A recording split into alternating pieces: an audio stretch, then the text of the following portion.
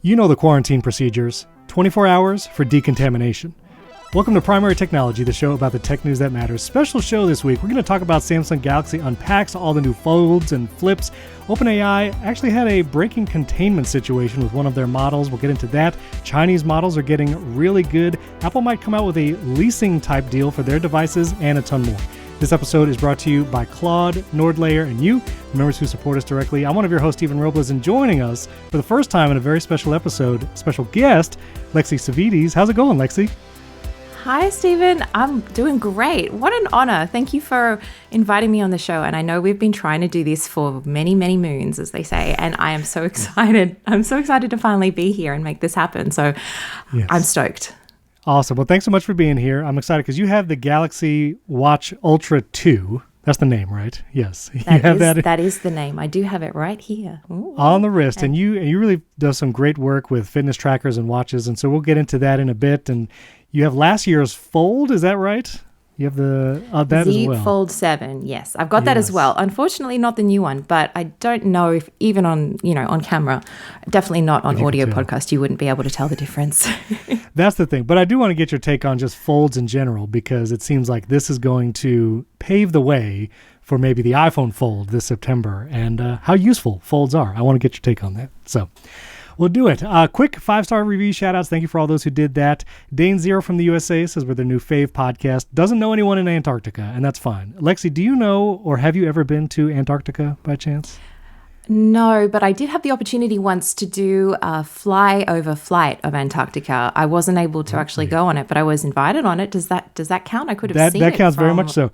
The air? Okay. That's all. I mean, that's way closer than I've been. We're on a quest to get our pin for Primary Technology, which is a medieval knight riding a polar bear. We're on a quest to get it on every continent, and Antarctica is the last one to conquer. And so I'll send you some pins just for fun. But if you ever go again, I might know someone going on a research trip there, so maybe I could send it to Australia and then they could potentially take. I'm not sure if it's happening, but maybe we can try. Listen, we'll see. How we go. Listen, I literally have bags of pins. I will send as many as it takes, so we'll send them a bunch. That would be awesome. Okay, a couple others. Antheon from the USA loves the show, says Stephen is the optimist, Jason is the realist. That's our typical chemistry on this show. Orion, the Cruisin' from the USA, thank you for that. And Josh sent me an email, and I'm on the iOS 27 beta. Are you on the betas, by the way? Do you have iOS devices you're running the beta on? I do.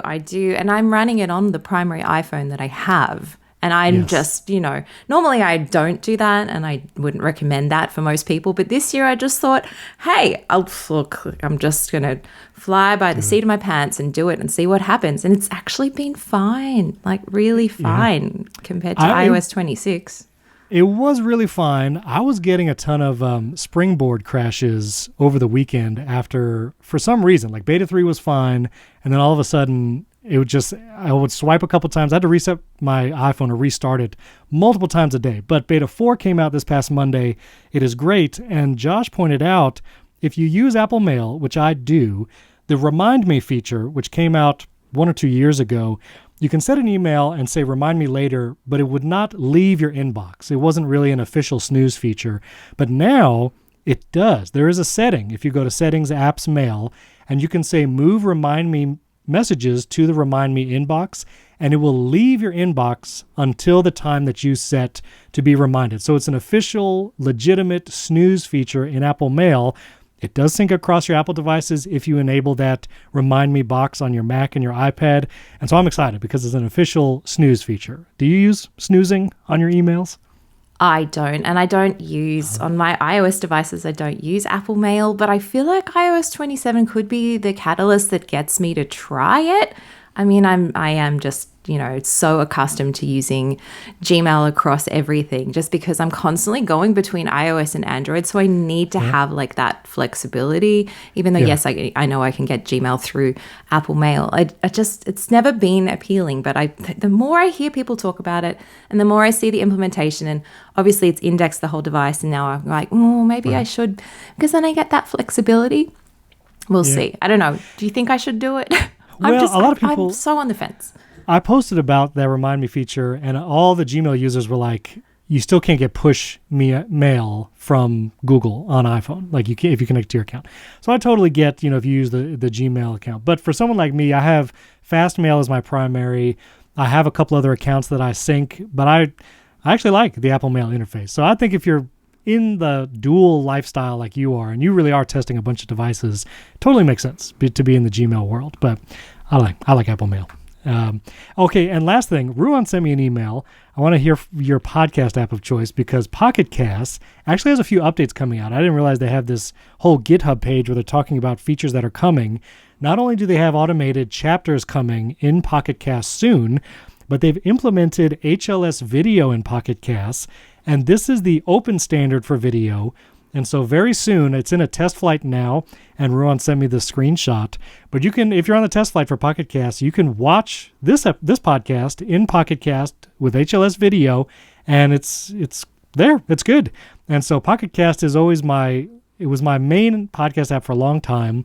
I think if you're cross-platform, it's probably the best option. But yeah, it's adding some really cool features. What is your podcast app of choice?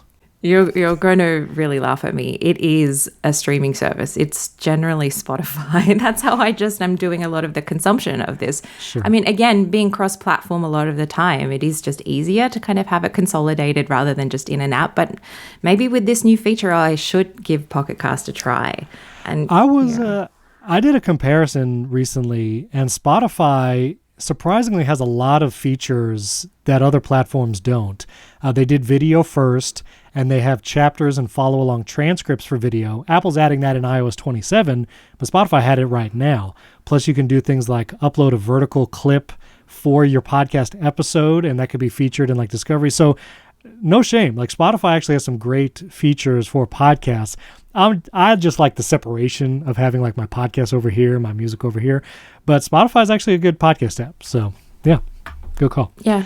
I mean, except I generally, and this is going to be hilarious because I do a lot of video podcasts. I generally turn off video podcasts when I am using Spotify. Sure. I'm like, when I am using, like when I am listening to podcasts and other content, it's generally, I'm on the move, I'm walking, I'm testing devices, I'm out and about rather than sitting stationary and able to like consume a piece of video content. Yeah. So I am listening audio only generally and then turning off the video feature.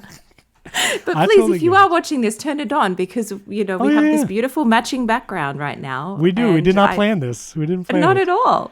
No, it's good. And I still primarily listen to podcasts because I'm either driving or doing chores. And so I'm a primarily audio listener. But, we do visuals. We try to share screen and stuff. And so anyway, Spotify's good at that. All right. Samsung Unpacked. Samsung had their big event for their folds. This is not like the next flagship phone, like the 26 Ultra and 27 Ultra, but this is all the flips. And so they announced, I'm going to try to get these names right, the Samsung Z Flip 8, which is their kind of smaller, it folds vertically, top down. So there's the Z Flip 8. There's also the Z Fold 8 Ultra, which is the newer version of what you have, the taller one, kind of the folding one that you probably see most often. Then there's the newest one, which is the Z Fold 8, not Ultra. And this is the squat passport style foldable. And this is if you've seen the iPhone models circulating around of what the iPhone Ultra Fold might be, it's this form factor. And I think it's actually the most interesting. But let's hit the other two real quick. The Z Flip 8, I've never used one of these, so I really can't speak. Have you ever used one of these Z Flips? Any? You've never used a flip? Like a clamshell style? Really? I mean, I had a Motorola Razr back in the day, but that's not this. I mean, that does count because that's really just kind of like the genius of all of it, right? It's like that's the real feel of what all of them are trying to achieve. But obviously in 2026, it does feel a lot different. But we have to get you a flip. I have to get you a flip phone. I'm going to have to send you one. I have to overnight something to you, Stephen. I'm not mad about it. I'll try it. I mean, the small, it gets real small, which I understand is, an attractive feature. And the best camera can face you and you see the screen. And the technology looks cool, like the camera punch outs that actually go through the screen. Samsung did a bunch of updates to the Flip 8 where you can see your notifications, you can scroll social media, you can basically use that outer screen, which they call some funny name. I forget what it's called. It's not a cover screen. Do you know the official name they call it? It's Yes. I mean, look, when it comes to Samsung marketing terms, I do not memorize them deliberately because nightography, it's not a word. I will go on until the end of time about how these marketing terms just don't make any sense. Regardless, I've forgotten the name of the cover screen. It's the one on the outside. Yes. But no, but I mean, you're right. Like this, it's just been a slow evolution of just trying to like add all of these features. I mean, the way that Samsung has engineered the Z Flip 8's cover screen it's basically bringing in a lot of the features and functionalities that we've seen from like the Razr series, for example. And so it's sort of about time in that respect. But, Samsung has had like so many different ways in which it's kind of been, pushing the development of this entire category. So they've got to kind of save something for each specific generation. But I feel this year, though, I mean, we'll talk about the regular Z Fold 8. Again, I know, Ultra and the Ultra. No, because they've changed the naming convention, right? So the Z Fold 7 and Z Fold 8 is this like Sorry, I'm even getting confused now. The Z Fold 7 is the traditional long kind of configuration that we've used to on all of Samsung's previous Fold lines. But now they've kind of flipped the naming convention because the Z Fold 8 is that passport one that you were mentioning, and the Z Fold 8 Ultra is the long one, like the successor to the Z Fold 7. So it is a little bit confusing in how that naming convention has been done. Anyway, we'll talk about kind of that in a minute, but just going back to the Flip for one quick second, the pocketability of this is why people are so interested. The nostalgia is also another huge element to it. And it does feel, when you use a flip phone, it just feels incredibly good to use. It's one of those things I can't really describe until you actually have it in your hand, which is why I do want to send you something so you can have an experience of it. I was going to send you pins. If you want to send me a phone, that's fine. Well, it's not to keep, it's to borrow, but we'll see what I have. I might only have like a Z Fold 3 maybe somewhere in my tech drawer somewhere. We'll see what I've got, but you do need to experience it at least. Get a Razr as well. We've got to get you a Razr too. Okay. Listen, all right. I'll try it. I will say I've not seen any flips in the wild. I've seen folds in the wild, and I have like a friend who has one as well. You're in San Francisco, so do you see these out and about? I was about to say, you got to come here. That you'll see them. You go to cafes. Okay. No, I mean potentially like not as prolific as you might think, but I've definitely seen a lot more folds here than anywhere else. But really, it's the productivity play that for me, not the Flip, but the folds specifically, it's all about like kind of that working on the go, that kind of content consumption. That is where its kind of biggest strength is. And so it's interesting because I've seen a lot of the coverage around the Z Fold 8, the passport style form factor, being all about it's great for consuming content like the 4:3 aspect ratios on the internal screen is just much more optimized for video. But I think for me, not having had hands-on with it yet, but just looking at the specifications, seeing all the videos come out, the passport style foldable is so much better for multitasking, for productivity. At least I feel like that's what it's going to be like for using and working across multiple different apps in those internal screens than the current configuration of the 7 and the 8 Ultra. For me, at least, I think it's going to be more of a productivity play. But again, I'll have to wait and see what it actually feels like when I use it, because the aspect ratio of, content consumption on the longer Z Fold 7 and Z Fold 8 Ultra, we'll see what the new one is like. But I think the productivity play for me is going to be the biggest part of the 8, the regular 8, the Z Fold 8. Regular 8. Yeah. It's confusing. It's confusing. I wish they called it like Z Fold 8 Pocket or something. Tall. Tall. Well, and they should have done Z Fold 8 Legolas tall. And then Z Fold 8 Gimli. And I feel like that would have been very clear. Yes. Okay. Yes. Let's go with that. I was going to say like Pocket, and well, Sure. I actually think it was interesting because I saw Michael Fisher. His like video was great. Like if you haven't watched his debrief on the folds and the flip, definitely go see that. But his thumbnail on YouTube was amazing because it's kind of like the small, medium, large versions of all of them. And that's exactly what I feel Samsung has done is like the small one is the flip, the medium one is the 8, and the large one is the 8 Ultra.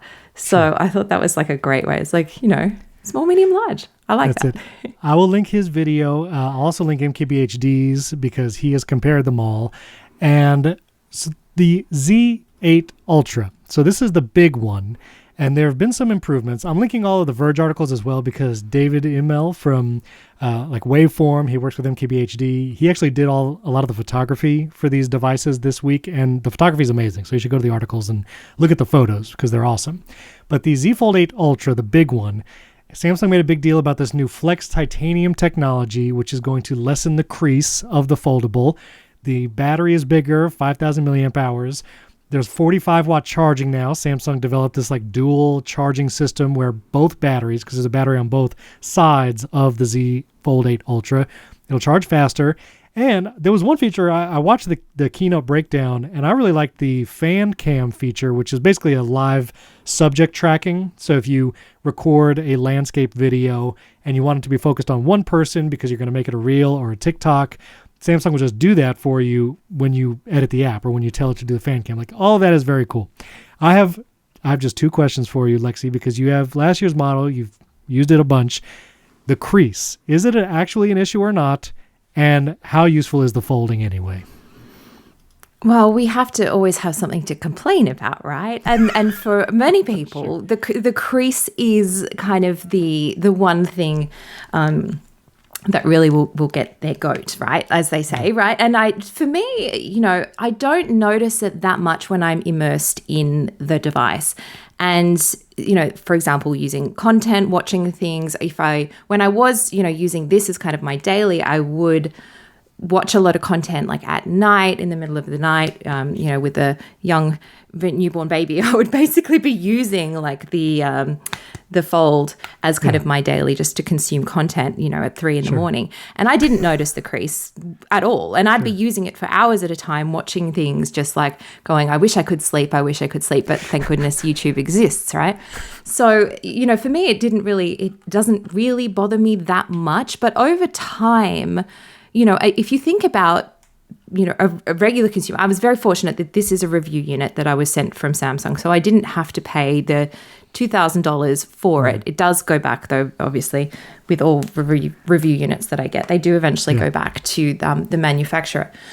But, if you're thinking about it, like you've spent $2,000 on this phone, sometimes a bit less with trade-ins, but now this year the prices have gone up, right? So you're spending a significant chunk of change. You do want the Ultra experience.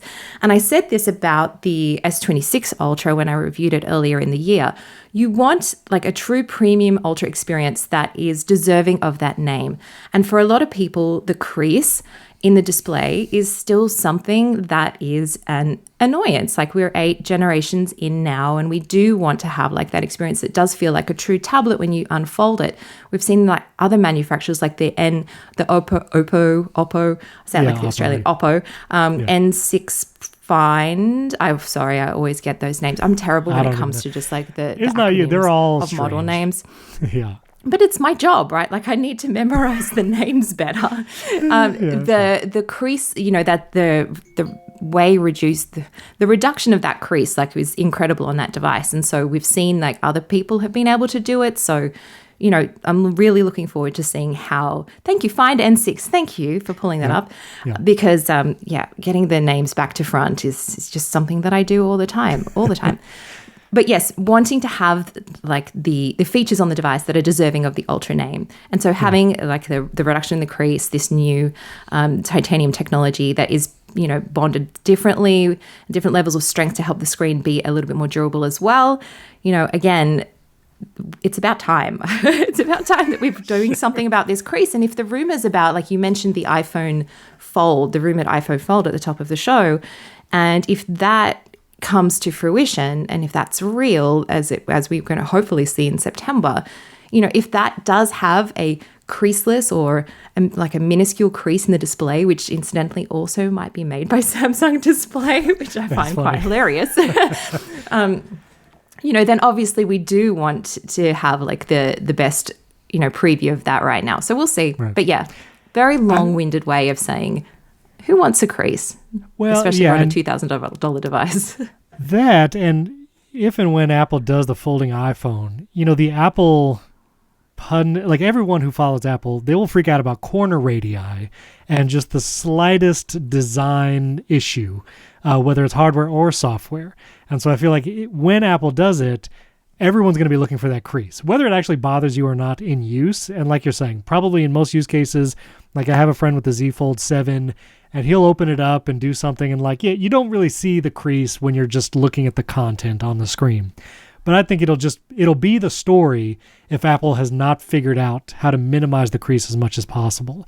And so we'll see. And we'll see with this new titanium technology that Samsung has.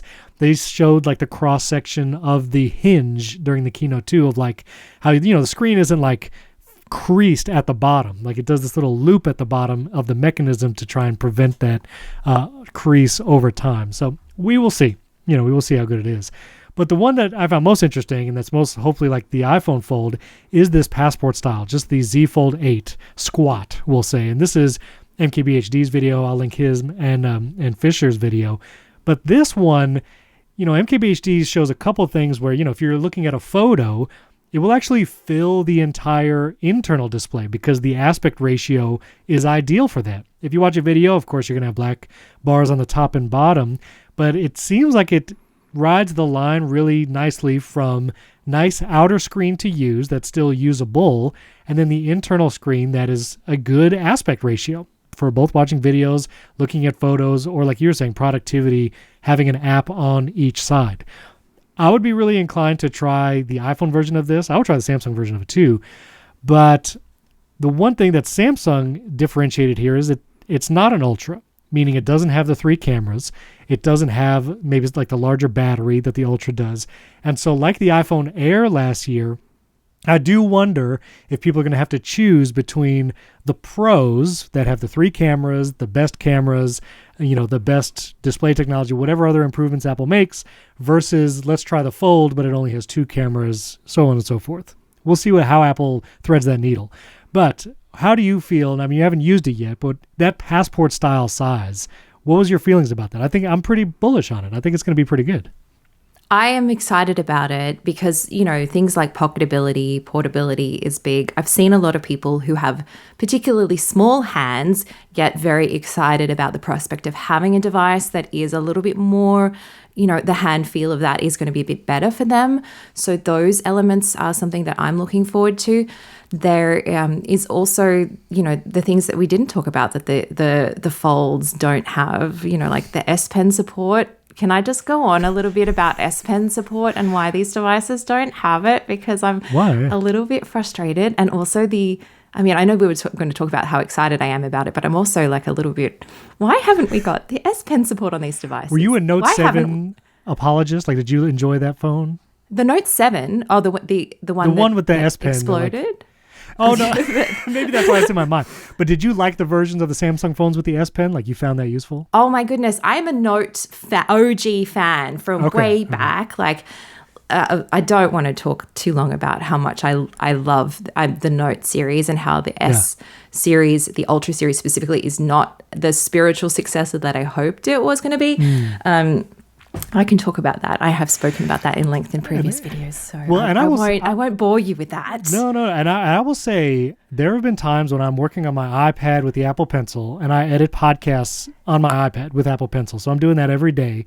And there's been many times where I'll have my iPhone and I want to do something on it real quick. And I will take the Apple Pencil about to do something on the phone, thinking I can. And I'm like, oh, it would be great if I could do that. And so I feel I totally get, you know, yes, it's a smaller screen, but for note taking, like you're saying, you know, just actual notes if you were in a talk or whatever, or being able, like Ferrite, the app I used to edit podcasts, it's on the iPhone too. And you can use Ferrite to edit. And I would love to be able to use my pencil on the iPhone. There have been times when I'm traveling and just using the iPad would be cumbersome. So I will edit on my phone, and I'm over here like thumbing these audio waveforms, and it would be great if I could just do it with the pencil. So I've never used the Note one, but I get it. I totally get it. Well, people would say, yes, well, you can use the S26 Ultra, which has the S Pen in it. And I would say, yes, I can, but I don't get MagSafe charging or magnets in that phone. And I don't get magnets in the Fold series either. And there's no S Pen support on that because, long story short, the working theory, even though I don't think it's come out officially from Samsung, that the reason why there are no magnets in the S Ultra series is because of the stylus and the interference that it could cause with the magnets, basically the way that the stylus works. The magnets in the phone, if they were there, would cause, interference. And we saw that with kind of like some magnetic cases providing some odd interference with the S Pen. But if there's no S Pen support, and why can't we have magnets in the Fold? Like that, there's sort of this trade-off that I just, it's the hill that I'm willing to die on. I want magnets in everything. I want MagSafe in everything. And people often like wonder why I get so annoyed by this. And for me, it's an accessibility thing because, if you have limited dexterity, if you're constantly doing things with a lot of things in one hand and you've got a phone in the other and you need to be charging it, you don't have the ability to just like whip out a cable necessarily and plug it in. Putting it on a MagSafe charger, putting it on a stand is so much more convenient. It's easier. The other thing with the Fold series specifically, and this is one of the issues that I had with the Z Fold 8, is that a lot of cable, like USB, I'm so sorry. I'm getting into the weeds here, but that's it. That's what we do. Yeah. Okay, good. Because I can talk about this for such a long time. The way the configuration of the Z Fold 7 is in the charging port, a lot of USB-C cables, not all of them, but some of them that are slightly thicker, the way the plug is configured, you kind of have to open the device ever so slightly, plug it in, kind of gently shut the screen again, but then it sort of still kind of can remain slightly open. Depends on the cable. Not all cables can do this, but like a lot of the ones that I do seem to have this odd charging configuration, especially a lot of the cables that I have that come with faster chargers on the end. I don't know.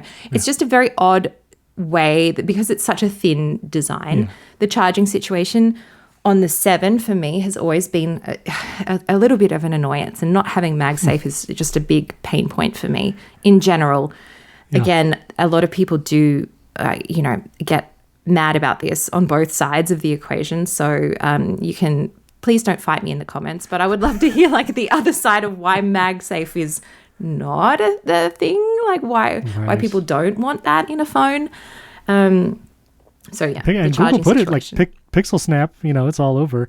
I actually, I'm going to not spoil, but I'm going to do a video this weekend, and I just rebought a Pixel 10. Just came this morning actually, because I'm going to do some Gemini testing. We'll just say that, and versus Siri AI. So anyway, speaking of which, let me talk about Gemini real quick, because Gemini Task Automation, Samsung announced, is coming to 40 apps. And if you're not familiar, this was only the Pixel 10 and Samsung Galaxy S26 series that had task automation. But I actually found it to be really useful. A lot of people kind of poo-pooed this feature because it's like, oh, your phone can use the Starbucks app. Great. But I actually thought, it actually was great. And I had a S26 Ultra to test it with, and you could just give it a complex Starbucks order, and it could use the app for you in the background, do it all, and then you can just press order. And so now it's going across more apps, mostly travel booking, restaurant recommendations, shopping, like Etsy and Expedia, things like that. But I think that's like the next step. That's something Siri AI cannot do. It's not going to be able to use third-party apps for you. The most third-party apps can do is like give app intents, and hopefully you'll get some actions, get some data from third-party apps.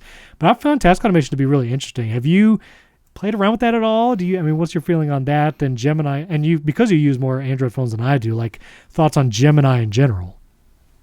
Well, I've used it on the S26 Ultra when it first launched. So for the first few weeks, I was kind of really bullish on it, and I was just trying to see all of the ways in which I could kind of get it to work and be useful for me. And the real restriction that I came up against was just the time that it took to complete a very simple task was extensive. Like it was very, very long. And obviously being a very early iteration of this, people would say, well, of course it's going to take a while. It's also, cloud-based in the way that it's, basically piecing all of this together, even though it's doing it on device. It still needs the cloud, right? Like Gemini it needs a connection to do everything. And that's sort of the things that I've encountered testing the watches as well, is that Gemini is great, but you need to be connected for the majority of the things that you want to do on it. So the speed was always an issue for me. I also, again, though, I think the things with task automation is that it is, maybe I'm expecting a little bit too much from it in the terms of like wanting it to be more real time, as fast as I can do it myself, because I would find that, I was out one day, I think I was doing the S26 Ultra review, and I was like, oh, I'm just going to test it out on one of the apps that I know it works with, which is the McDonald's app. And, I was like, okay, let's see how fast I can do it. So I timed it, doing the same command on Gemini versus me actually physically going into the app and trying to place an order. And I think Gemini took something like, it was like over a minute, and I did it in maybe 10 seconds to kind of do the same task. And again, it's fine because, I think the main reason to use automation is because you just sort of want to set and forget, right? You just want to get it done and go on with your day. But I'm impatient and I want things done immediately. So I will, old school, just go and do it myself. So that was the source of frustration for me. But I am happy to see that it is available on more apps. And I am hoping that when I get to test it again now, hopefully on the new Z Fold 8 series, and obviously when the Pixel 11, we're up to 11 now, when that comes out as well, to sort of see the progress that's been made there and see if it is a little bit better at the complexities of tasks, because it did stumble. I don't know why I'm talking about the McDonald's one specifically, but I just was trying to make it order like a very specific combination of things. Like it was not I think it was like a Big Mac meal, but I wanted to remove one of the elements in the burger. And I think it sort of struggled when it got to that stage or something. There was some reason why it wasn't able to do what I wanted it to do. So those sort of complexities within additional apps will be interesting to see if it has improved on that front. But as an assistant in general, you're running the beta, you said, so you played with Siri AI maybe a little bit. How does that compare with Gemini just as an overall assistant? Well, I'm going to be really intrigued to see what conclusions you come to when you do your testing as well. I mean, Gemini, the speed of Gemini is superior to Siri AI at the moment. I don't think there's any kind of question about that. Gemini does have a bit of a hallucinations problem, though, that I've found, not necessarily like in kind of like task automation and things like that, but just in general. Like I've just found that Gemini does tend to hallucinate a little bit more than any of the other AI tools that I have used. Maybe that's because when I'm using my voice specifically to talk to it, it's interpreting things wrong because of my accent. It could be partly to do with that. It also could be because the model just does, hallucinate a little bit more in certain respects. But when I am using Gemini, it works for the main things that I need it to do, right? And it is fast. Yeah, across everything. But I try not to use it, as my kind of like go-to, because the way that it's set, I've sort of set up my Samsung phones, for example, when I'm using it, is now I've got Gemini is kind of like the main. I'm also using Bixby, would you believe it? As my on-device, like as the agent that I'm kind of on doing all of the on-device stuff with on the phone, like all of the volume adjustments and all of the settings and things like that. So just trying to kind of spread across the load in different ways, because it does have strengths in some ways, and Bixby and Perplexity have strengths in others. Okay, interesting. All right, well, I want to get to the watch, because you had a great video. You just published it this morning as we record on the Galaxy Watch Ultra 2. I'll link it in the show notes. I've not used any watches, so you'll have to tell me. But the brightness increased, there's better performance. And the one feature I thought was wild, it will tell you when to drink stuff. What is that? What is the hydration warning? It will tell you when to drink, not just water or electrolytes. Yeah, I'm sorry, nothing else. just to make that clear. Very it's good. not just saying, hey, it's 5 o'clock, crack open time that beer. to hit it. Yeah. Time. This episode is brought to you by Claude. Listen, I use Claude pretty much everywhere. I've talked about how I built my own bio site using Squarespace and Claude writing the code for me. That's amazing. Redid my whole smart homepage on my website, but I've been using Claude Fable. Yes, that big model. I've actually been using it via the Claude API to help me build shortcuts and integrating Claude in my automations for all the things. This very podcast, Primary Technology, I have a bunch of shortcuts with Claude integrated to help me do all the things like titles, descriptions, and getting summaries for stuff. And Claude has helped me just build the shortcuts, asking it how to use APIs, what to do with the JSON, because I'm not familiar. Claude has walked me through all of that. Claude is the AI for minds that don't stop at good enough. It's the collaborator that actually understands your entire workflow and thinks with you, whether you're debugging code at midnight or strategizing your next business move. Claude extends your thinking to tackle the problems that matter. Now, I've been using Claude just in the chats and API, but I also use Claude Cowork all the time. If I need to rename a bunch of files, I do it with Claude Cowork. Not only can it look at things like the actual images and the content and rename it based on that, but it can do tons of files and just run in the background at once. Plus, I've connected Claude Cowork to things like Apple Notes, Fastmail, so I can ask it questions about my email, and I even connected it to Circle via their API and MCP because my shortcuts community is there, and now I can ask Claude to just take actions there, ask it for information. It is incredibly powerful. With Cowork, you get professional outputs. It creates polished documents, spreadsheets with working formulas, and presentations directly in your file system. And you can use Dispatch on your iPhone so you can send tasks, and now Cowork is in the Claude app on your iPhone as well. Plus there's scheduled tasks, which I also use Claude Cowork for, and you can set up workflows to run on a schedule, and there's even inline interactive visuals. You can ask Cowork to show me something and it generates quick inline diagrams, charts, visual summaries, and a ton more. So here's what you do. For problems worth solving, get started with Claude, and you can go to claude.ai/primary.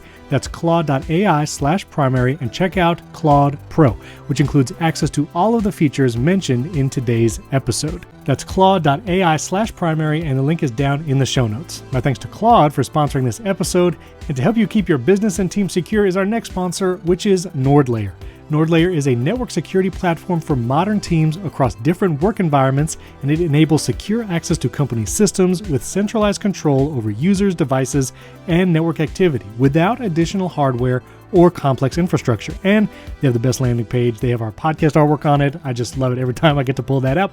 But who is NordLayer for? It's for business owners. Protect your company data, decides who gets access to what, and stay compliant without slowing down operations. And it's also for IT admins. Grant access based on identity, device, and context, and monitor user activity and device health all in one place. Every connection is encrypted, you get high-speed performance, and dedicated secure gateways for traffic routing. So if you need to connect multiple physical sites for your business, maybe you have multiple coffee shops and they're all yours, well, you can do the site-to-site connectivity between offices, and NordLayer will help with all of that.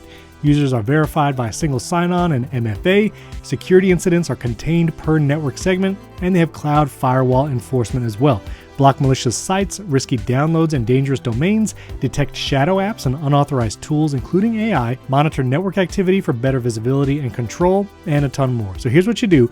Get up to 22% off NordLayer yearly plans, plus 10% off on top with coupon code PrimaryTechnology10. Try it risk-free, 14-day money-back guarantee, and when you're ready to sign up, go to nordlayer.com/primarytechnology, 22% off yearly plans, plus 10% on top with promo code PrimaryTechnology10. That link and the promo code is down in the show notes. Our thanks to NordLayer for sponsoring this episode. Yeah, not that. Not that. So it has a trail run workout type, and that is exclusive to this watch. And for trail, I'm not a strong trail runner. I do run on trails, but I wouldn't say I am a trail runner by choice. So when you do... It's an occupational hazard. I mean, it kind of is. I'm so clumsy. I trip over things all the time. It's the worst place for me to run, to be honest.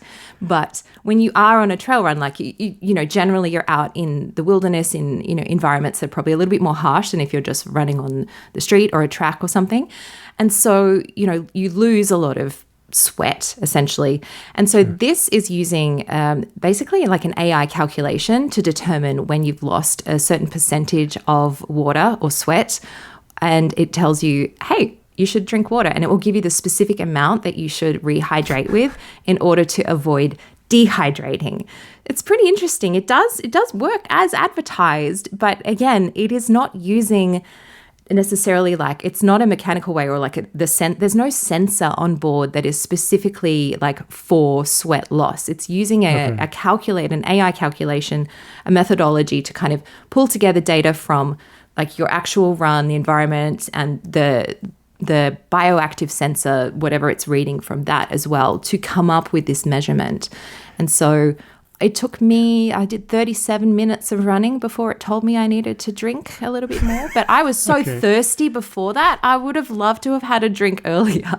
So again, with all of these tools, you need to listen to your body first and foremost, rather than rely on something on your wrist or a phone or whatever to give you that piece of advice. And it's something I always try to bring up every time I do something that has an AI, where like anything that has AI in it that's to do with your health and fitness, like, please listen to your body. These are not medical tools. These are not designed to like really, you know, give you that kind of complete picture. If you feel like you need to drink, please drink some water.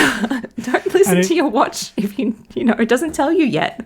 And it can't take into account like if you've drank something. So like if I drank a gallon of water, I might still get that notification, hey, you should drink water now. Like it doesn't know that. That's a good question. I actually don't. I should do that test. I don't want to drink a gallon of water and then go on a 30-minute run. No. Drink like a 16-ounce bottle of water at 30 minutes and see, like, do I still get a notification? Because my question was going to be, is there a sensor specifically for this? And you said there's not. Because I was like, if it's not sweat perspiration measurements, then it has to just be like active calories and movement. And that could mean a lot of different things. I mean, I was a very intense Wii tennis player, but I was also not sweating. So I feel like, you know, there's something there. But, and like you said with AI, there was this very funny part in your video. I'll link the video in the show notes. Also, go subscribe to Lexy's YouTube channel. Everybody do it. Let's get her to like 30,000 today as you listen to this. But it says funny things like your first workout is tops, which you were just saying, it just kind of says funny things sometimes. I mean, who does anyone say that? It sounds like ye oldie, like from the 1930s, like, good work, old chap. Your workout was tops. Like quite the run. Yeah. Quite the effort there. Yeah, well played, sir. I don't know why that's the only old-timey thing I can think of here. So you've tried a bunch of fitness things, and when we get to personal tech, I want to ask, you know, what is your actual daily driver fitness tracker? But the Galaxy Ultra Watch 2 in your testing, do you find that accuracy, it is on point, better than something like an Apple Watch or a Whoop, or is it all just estimation, like take it all with a grain of salt? Like what's that part like accuracy-wise? Wow, what a big area of discussion, because this is something that is like a real passion area for me. So first and foremost, I do want to say that like I haven't got enough data yet from the watch in order to provide like an actual judgment on whether or not it is accurate. From my understanding, the sensor on board is the same as the first Ultra in terms of things like its heart rate measurements and so on. But I will be doing, like, again, another validation of what I try to do with every single wearable that I test is I want to try to test like the main metrics in terms of how accurate they are. So like step counting, heart rate accuracy tracking, and I do that against a chest strap, which is kind of like the gold standard when you are like an athlete or just in consumer heart rate tracking, to see if that actually matches up. And so like a good threshold for like a wrist-based wearable is generally anything from like, if it's like within 1 to 2 beats per minute of the chest strap and like, you know, of the average heart rate and things like that, you know, that's generally a good sign. And that's generally where we are kind of on wrist-based wearables. I would say from like my previous testing of other wearables that, you know, overall, the Apple Watch is one of, if not the most accurate in my specific testing of various metrics such as heart rate tracking, things like that. Sleep tracking is another really interesting one that, again, I don't want to go into the rabbit hole about this, but sleep tracking is something that really, like, if you want to get really clinical about measuring this, the only way to do that with accuracy is through a lab grade sleep study.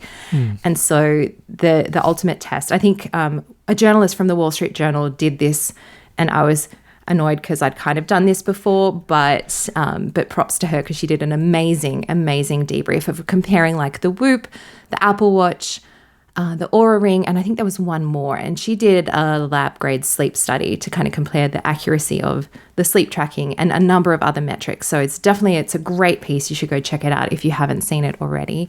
Oh, there you go. It was Oura Ring, Fitbit Air, Whoop, and Apple Watch. And the Oura Ring 5, piece. which just came out, yeah.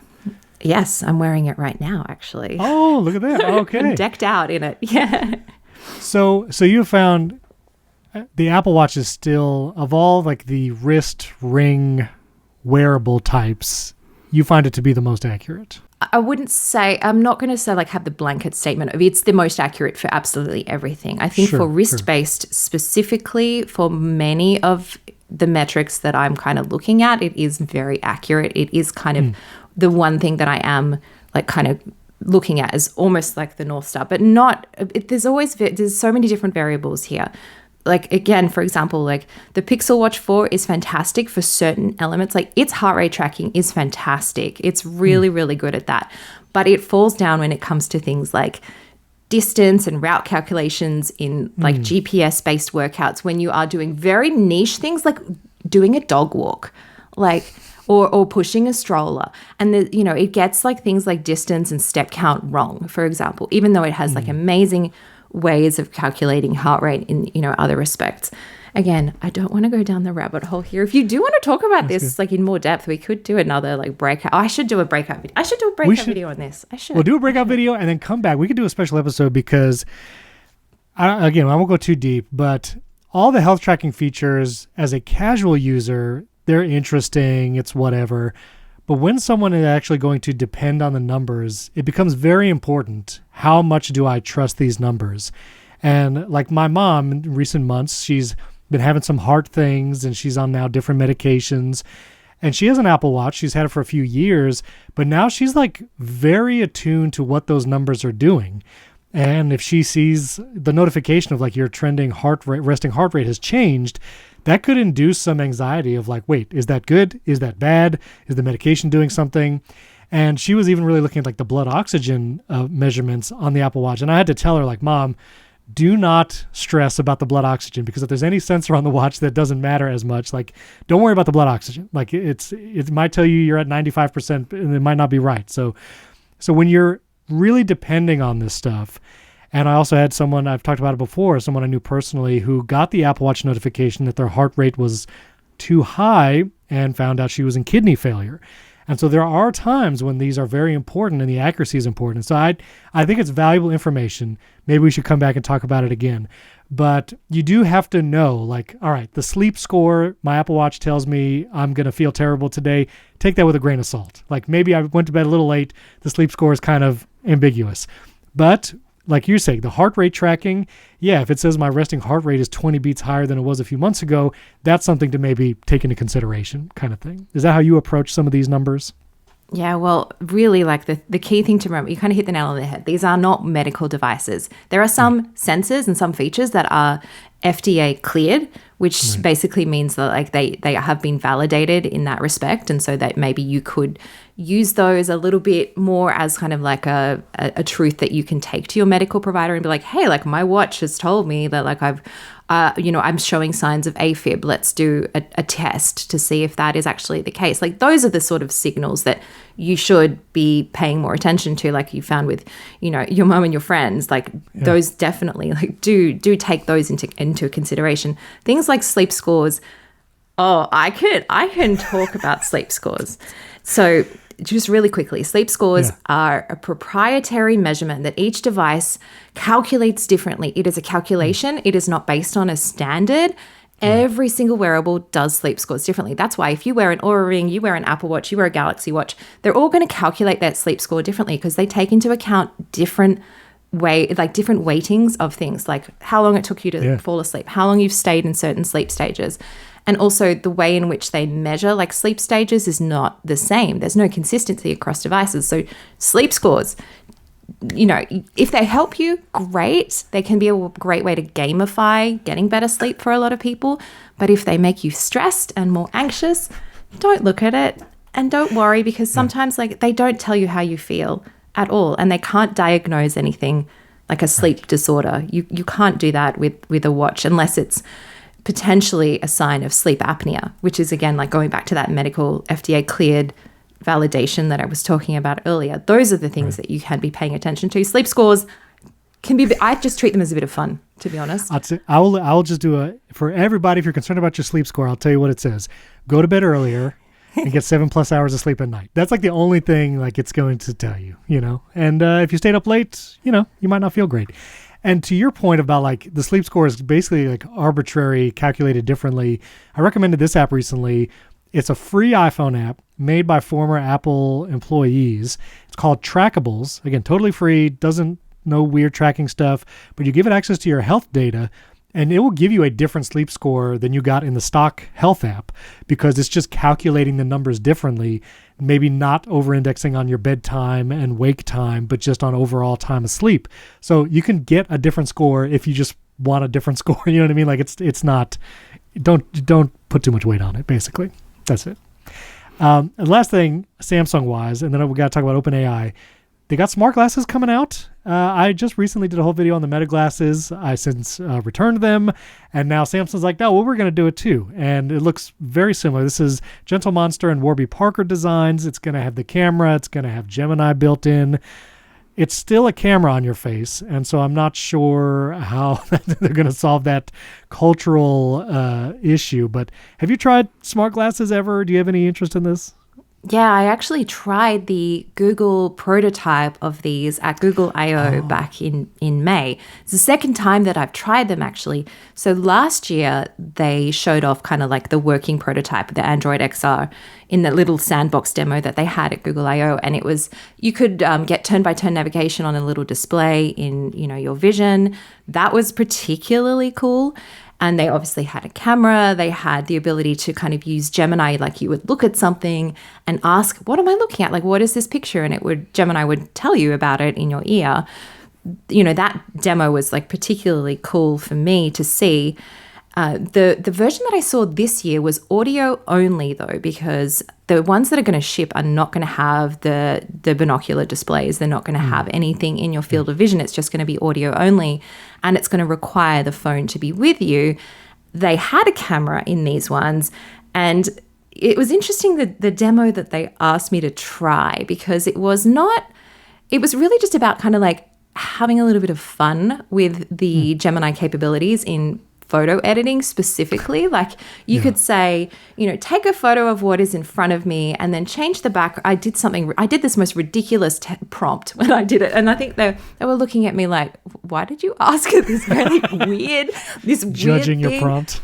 Pretty much, but it was long and complex. And I was like, take the photo of the person in front of me, change the background to make it look like I'm staring outside an airplane window and he is standing on the wing of the airplane. Like, it was a very long, odd prompt. Sure, because I really wanted to sort of like push the, A, being absurd about it, and B, or seeing how complex I could make this single prompt with just speaking to Gemini in my ear. And it did it. Like, it did it reasonably well. But the reason why I think it was interesting was because they weren't kind of talking about it in a way that was, it was trying to make it a little bit more fun. And I think that it's to sort of like, I guess, dissuade people from thinking about the privacy concerns about always having like a Gemini enabled camera on your face. Right. So, yes, you can have a little bit of fun with it, but I think the bigger question, as I'm sure you encountered with the glasses as well, is the privacy question. And is it any, I noticed that you think, is it any better that Google and Samsung are doing it versus Meta doing it? And that is like the big picture question. I would say I need to try the final shipping version first And I think that the manufacturers are really acutely aware of the privacy issues, but just hoping that people kind of sideline that, because it's got a cool thing. You can change the background of your photo and make it look really cool, that you give it into Gemini and it sounds really fun, right? You can have this a lot of fun with it, huh? Don't worry about taking pictures and video of people without their notice. Like, That's the thing. And maybe it hurt all of the brands that Meta got there first, because of all the brands, they probably put the worst taste in people's mouths of privacy and security. And, whether people see a camera on your face, they're not going to think, oh, is that Google's or Meta's camera? Like, I don't think that it's not even going to get that far. They're going to see glasses with a camera and they're going to feel a certain way about it. Either they don't care or they feel very strongly about it. There's usually not an in-between. So we'll see. This is not coming out till the fall, I believe, the Samsung glasses. So we have some time, but we'll see. We'll see if glasses on faces are ever a thing for real. We got to talk about AI for a little bit.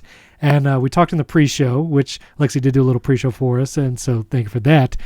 OpenAI had a little breach of containment. And I forgot to ask you about the movie quote. I know you said you wouldn't know the movie, but the quote typically relates to something we're going to talk about in the show. And I said, the quarantine procedure is 24 hours for decontamination. No idea what that's from? It's okay if not.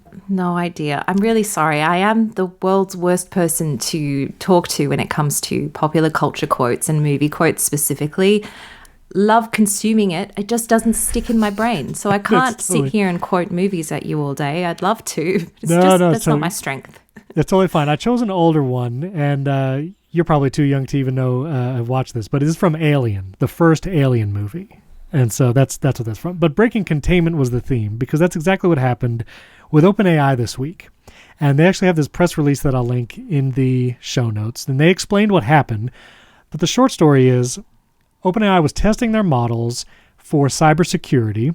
Specifically, they were testing Sol 5.6 and an unreleased, unnamed model.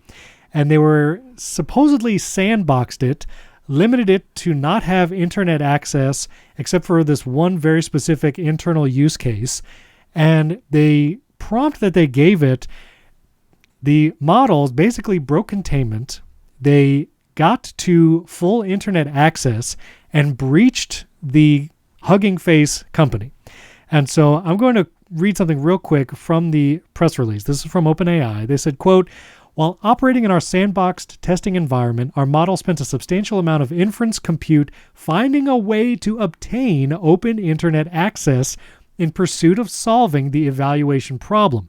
To gain access, the models identified and exploited a zero-day vulnerability in the package registry cache proxy. With this access, our models performed a series of privileged escalation and lateral movement actions in our research testing environment until the models reached a node with internet access." So basically, it broke out. The model broke out of its testing sandbox and was able to reach Hugging Face, which is an AI marketplace company. But this feels like the first time where, until now, every AI company has been very clear, like, no, that's sandboxed. It can't do X, Y, and Z because these are the parameters we have given it, and security, yada, yada. Anthropic's over here, like, we're only going to give a model to the public when it's safe to use and such. And here's an instance where one of the models that is publicly available, 5.6 from OpenAI, broke containment. And actually, because of the instructions it was given, which was to find vulnerabilities, it did exactly that. It found vulnerability and made it out. And I don't know about the people in your life, but I have people on both sides who are like, AI is going to destroy us all, and like full-on Terminator future is what's happening. And then I have other people who are like, ChatGPT's an idiot. I don't think it's going to do anything. And I always try to like center the conversation, because it's like, I don't think Terminator just yet, but also, there are some things that we should keep an eye on and realize that there needs to be some guardrails for how this is used and developed.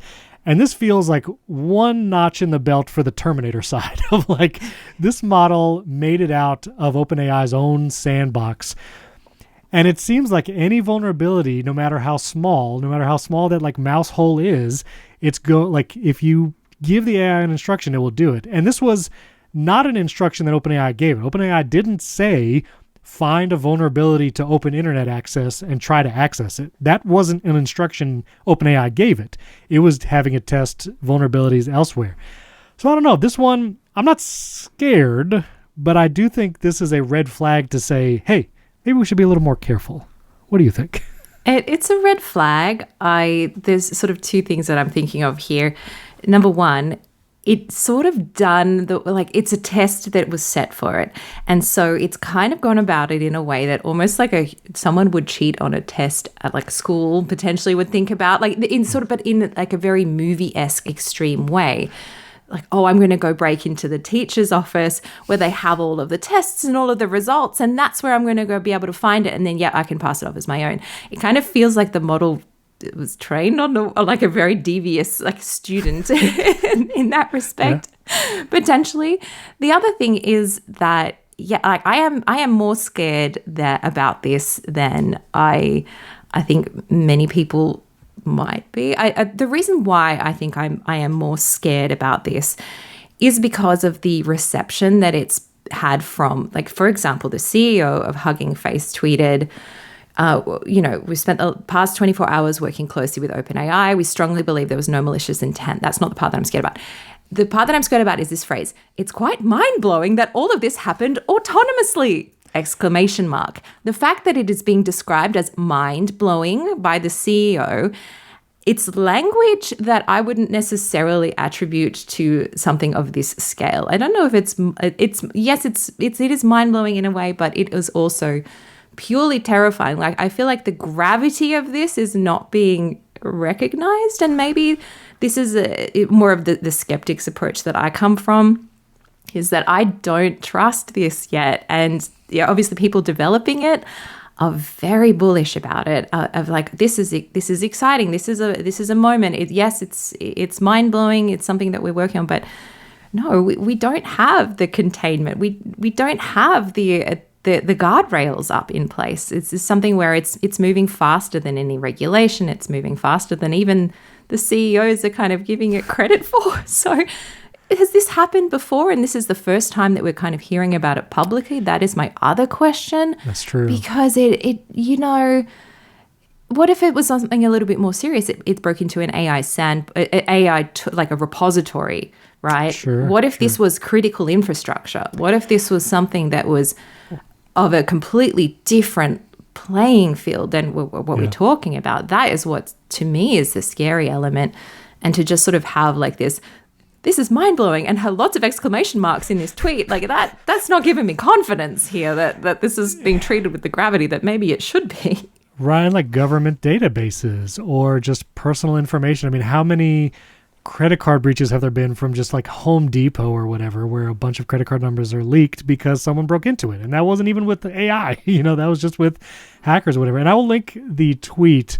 Matt Stockton, he says, wild stuff. Things are going to get weird.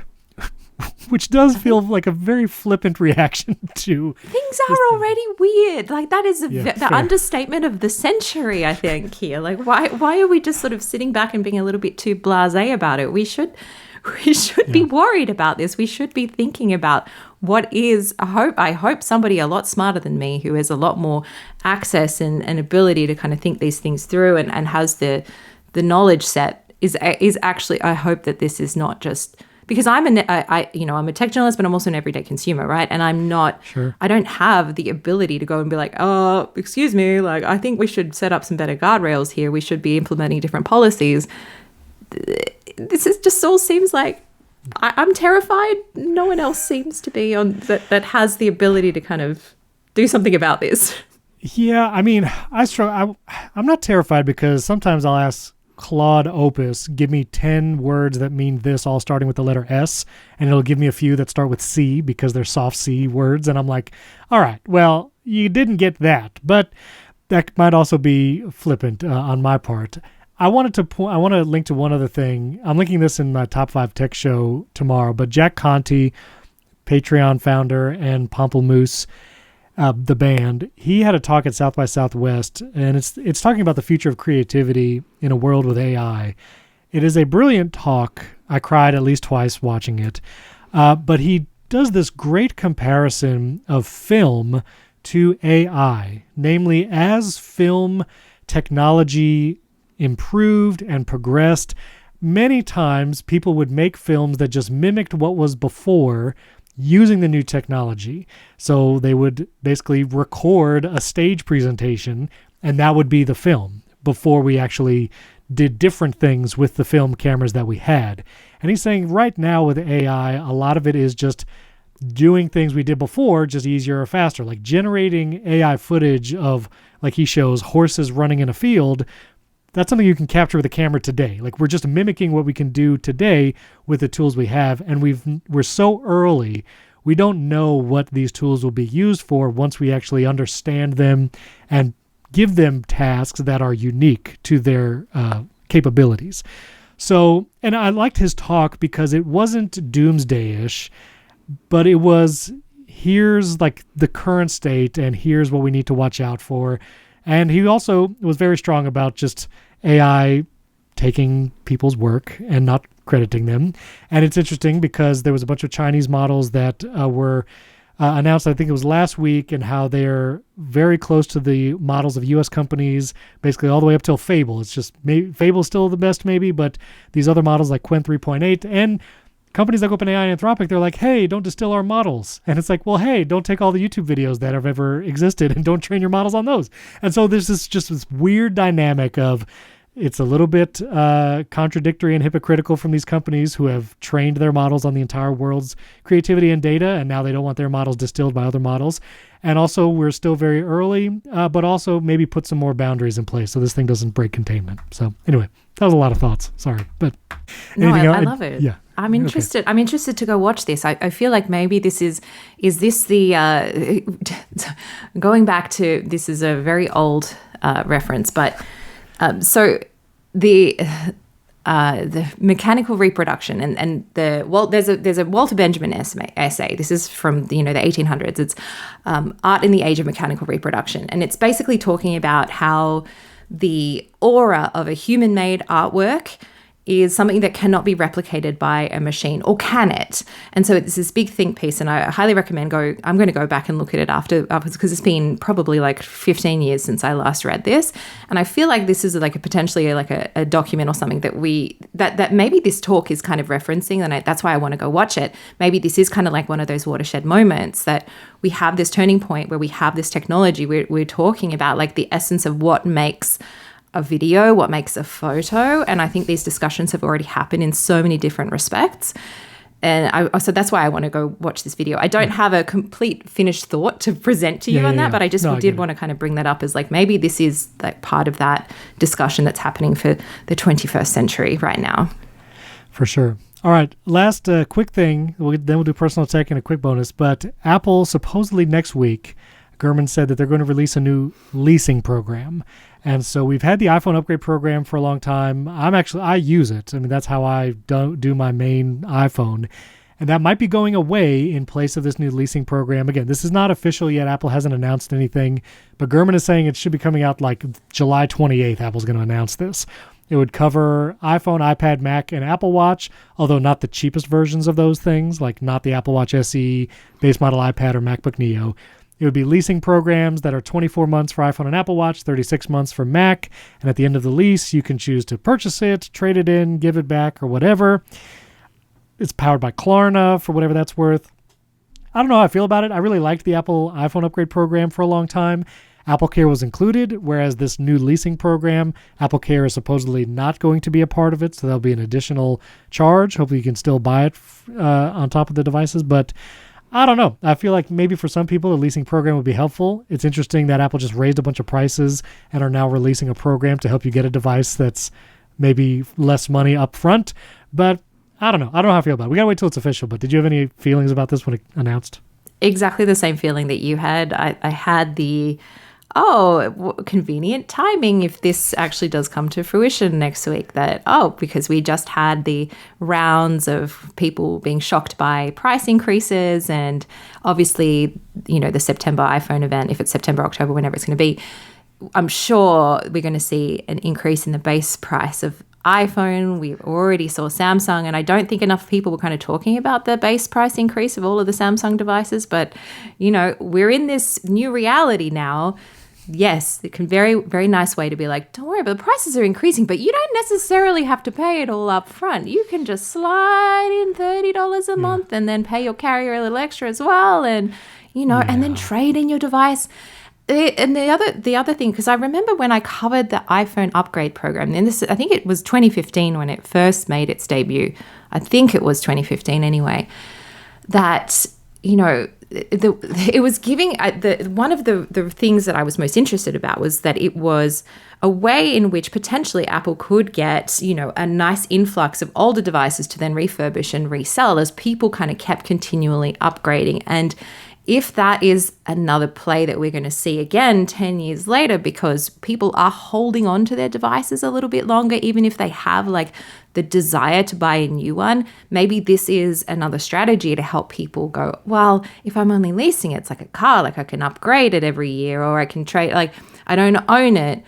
The thing that is not scary, but it's maybe is it like we're starting on the road now, is that we won't maybe at some stage we won't own a physical device. Like we saw the backlash against PlayStation and everything, like removing physical media. And are we going to just lease everything? Are we going to rent everything? We're never going to have anything. Even if we have a physical device in our hand, it's not truly ours. I mean, you can argue that it's never really truly ours anyway, even if you do buy it outright. But you kind of know where I'm going with this. Yeah. I've been on the iPhone upgrade program for a while, and great memory because it did launch in September 2015. I'll link the Apple Insight article that talked about that. But it's privileged if I can actually buy it outright. We'll see how expensive the iPhones are come September. But I will probably move from the iPhone upgrade program to just buying them outright because I don't know. Again, we have to see the official release. I don't feel crazy about the lease program. I also wonder how trade-in values will change. Apple has historically had very low trade-in values, but I will typically do that just for ease of not having to go on Facebook Marketplace and deal with whoever might be there. Which, side note, did you know that people actually sell food on Facebook Marketplace? That you could just buy cooked food? It's like home cooked food. Well, there's so many different services that offer that. There's like Chef. There's SHEF. Like I always get confused. People are like, have you tried Chef? I was like, Chef? What? I think it's Chef anyway. There's all these other. There are a myriad of like home cooked food services that you can kind of get all the different cuisines, like home cooked meals from people. So I didn't know you could do it on Facebook Marketplace. I'm not surprised. You can buy like anything on Facebook Marketplace. You can buy like. I don't even want to go there with what you can buy that I'm sure is not moderated in any way, shape, or form. Not at all. But that's, so I've used Apple's trade-in program a lot.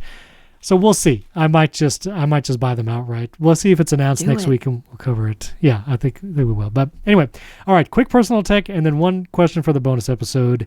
You test a lot of devices. For the bonus section, I want to ask what your actual daily driver fitness tracker is.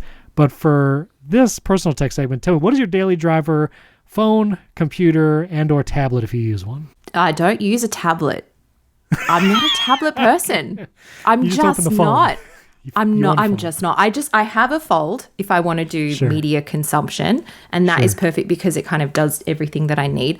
I wish I was a visual artist, but I'm not, so I don't need a tablet for that front.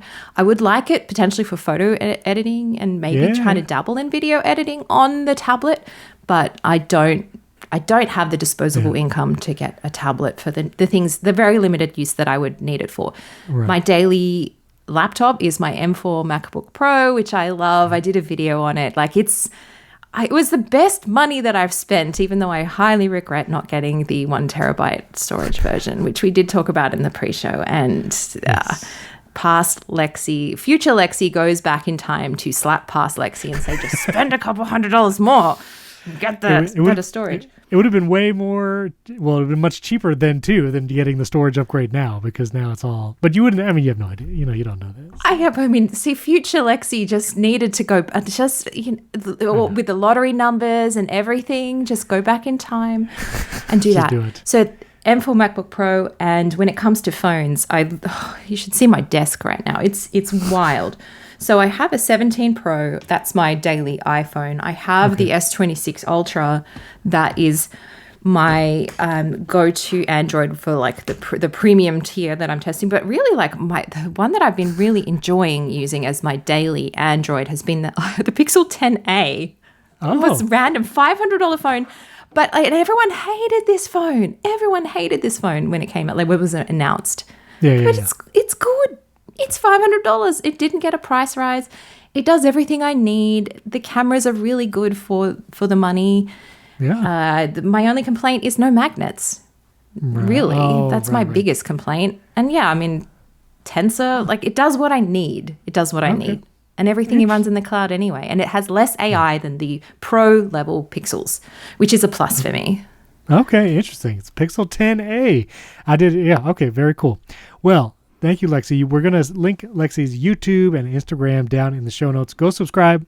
Go follow. She has great videos. The fitness tracker videos are outstanding. Your video's been doing really good, too. Like all your fitness stuff lately about the Fitbit Air and it's all really good. So go subscribe. Go do all that. I'm going to ask Lexy one more question about her fitness tracker daily. And go ahead and subscribe to the show in YouTube. Leave us a 5-star rating in Apple Podcasts. Thanks for joining us. Lexy, thanks so much for being here. Thank you so much for having me.